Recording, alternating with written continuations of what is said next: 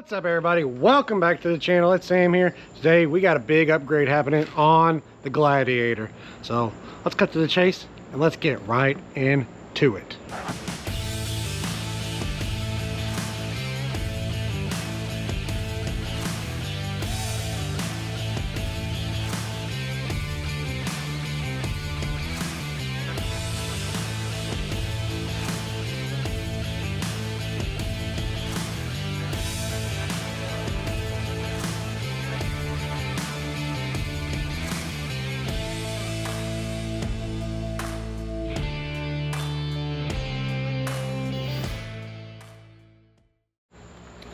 Alright, so in this video, you can probably tell by the title, but we are going to be upgrading one of the weak links on the Gladiator or the JLs, which is the steering. So the steering on these vehicles with small tires already fails, and this Gladiator has had 35s and 37s on it its whole life, so it really needs help.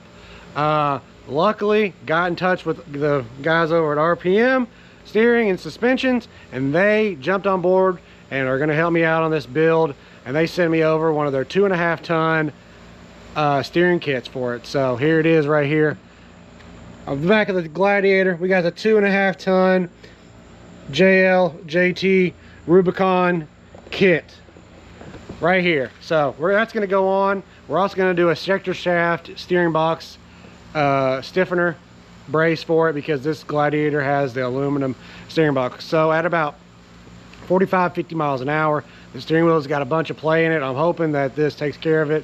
It needs a tire rotation too.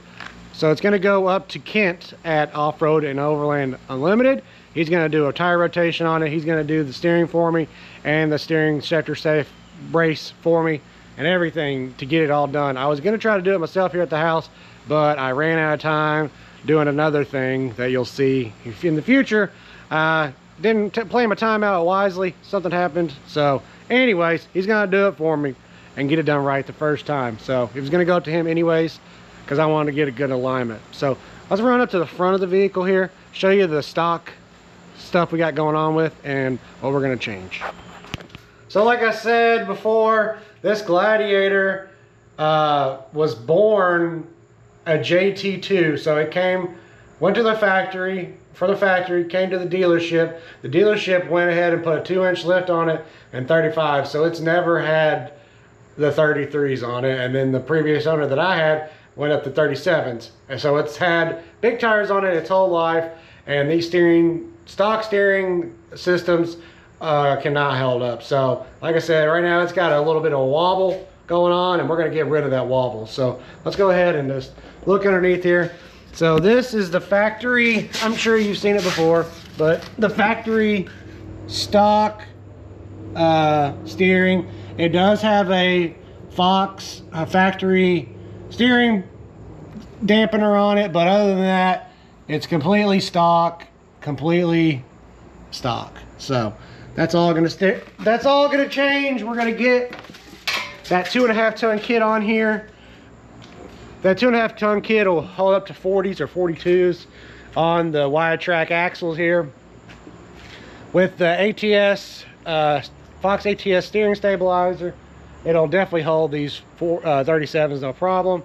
And then we'll be able to upgrade the Jeep from there. So I'm very, very, very excited that RPM has jumped on board. And hopefully this is more to come from RPM, because they are an amazing company.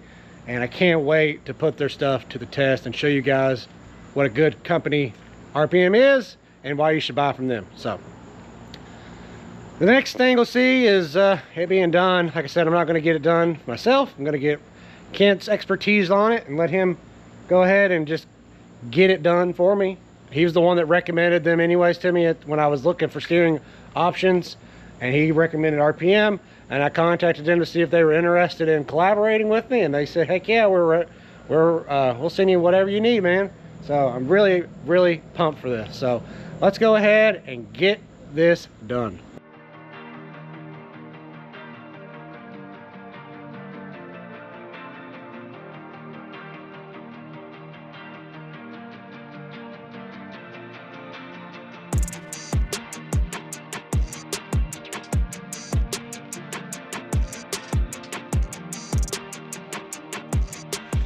All right, so we are back here, got the Jeep done. Shout out to Kent at Off Road and Overland Unlimited for getting me in there.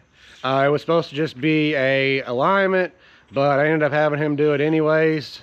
Was gonna get a steering brace, shifter shaft brace thing, but the one that he had didn't come with the right hardware, so I'll end up doing that later on down the line. With the kit, the steering RPM kit, it really tightened it up. I drove it yesterday and it really tightened it up. One of my tires in the front was really out of balance.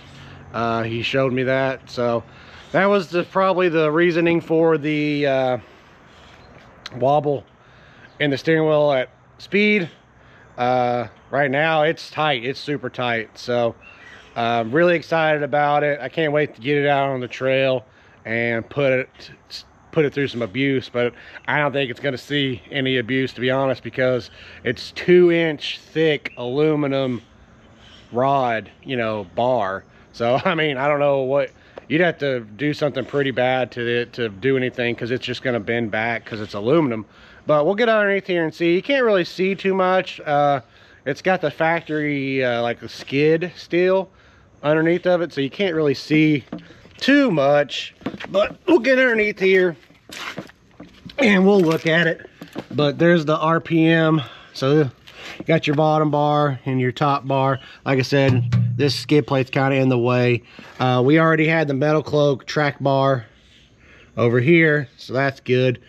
Move the steering stabilizer way up out of the way, so that's good. But that's pretty much it. 2-inch thick aluminum bar, got their forged outers, greasable fittings, all metal, no plastic. So the Jeep's coming together, guys. We got the Terraflex ball joints in it, we got the steering done to it. Now we're getting rid of all the little problems that they have. We're gonna have to get that knuckle changed out, because it's that aluminum knuckle. But other than that, she's pretty sorted now. All right, I'm down here to show you a little quick how-to on how to do it. I didn't do it myself. I had Can't do it for me because I didn't have the time. But it's not very hard. If you want to do it yourself at home, it's totally possible. I do recommend that you get somebody to do an alignment afterwards. I actually do have an alignment set here of toe plates with tape measures that you can get in the ballpark, but I would take it to somebody with an actual rack. It's not that expensive usually, and it's good to know that you got a good alignment.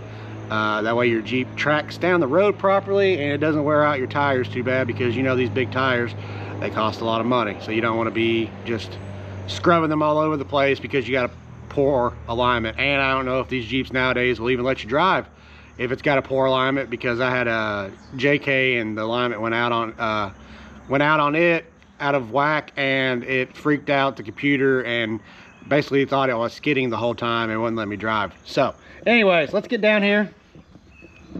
Basically all you do is take your nut off this side, nut off that side, drop the bar down, take your steering stabilizer off, and then you would just take that side off all the way up here to your pitman arm, and then you would take that off, and then you would set it. A good little trick is just to take your factory stuff off and your new stuff and kind of lay it out side by side and get it exactly kind of where the old stuff is. That'll get you in the ballpark, and then you just put it back up. Before you would do any of that, I recommend that you get a good baseline measurement from side to side to make sure that you're in square, and then when you go back to put it on, measure it, make sure you're back to do that.